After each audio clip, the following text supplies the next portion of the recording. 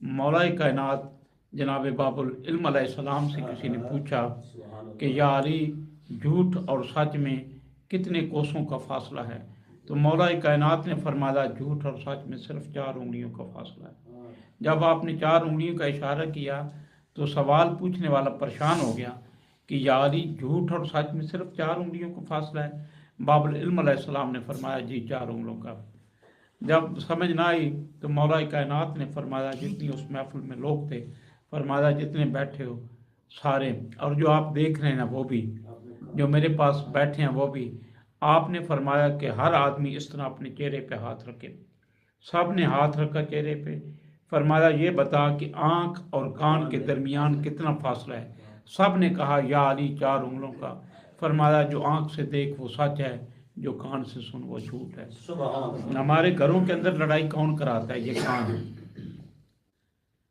अगर आप अपनी आंख से देखते हैं तो फिर तो आपको किसी की विटनेस शहादत की ज़रूरत नहीं है। लेकिन एक बंदा होता है, खामद है फॉर एग्जांपल, वो सारा दिन बेचारा थक के आता है और बीवी उसके साथ आके लड़ाई करती है या उसको कोई शिकायत करती है कि तेरी बहन ने, तेरी माँ ने आज मुझे ये कहा। अगर खामद ने ये सुन के तहकीक किए बगैर उनके साथ लड़ाई शुरू कर दी तो इसका मतलब ये है कि वो, इस कानों ने काम किया। और कानों पे गलबा किसका होता है? नफ्स का। नफ्स यहाँ पे कब्जा करके बैठा होता है। वो पूरी कोशिश करता है, अगर कोई दलाइल भी दे तो वो उस कानों को सुनने नहीं देता, वो सुनी अनसुनी करवा देता है, जब तक वो लड़ाई नहीं करवा लेता। अगर अल्लाह करीम इंसान को चंद सेकंड्स के लिए आंख अता फरमा दें, जब लड़ाने के बाद यूं वो बगले मार रहा होता है खुशी से, वो खुश हो रहा होता है, कहता मेरा काम हो गया, मेरा काम ही लड़ाना है। हमारे घरों के अंदर लड़ाई, हमारा झगड़ा शक की बुनियाद पे, शक हमेशा याद रखिएगा ये नफ्स और ये शैतान डालता है।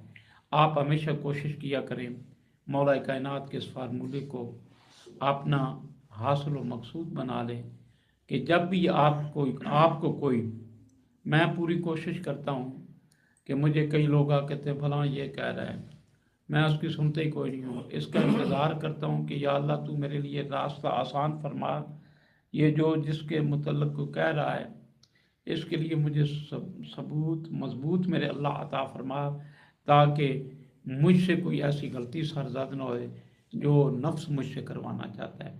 आप यकीन करें, जब अपना मामला आप अल्लाह पे छोड़ते हैं तो अल्लाह असबाब ऐसे पैदा फरमा देते हैं कि आपको फिर इंसाफ के तकाज़ों को पूरा करने में परले दर्जे की आसानी होती है।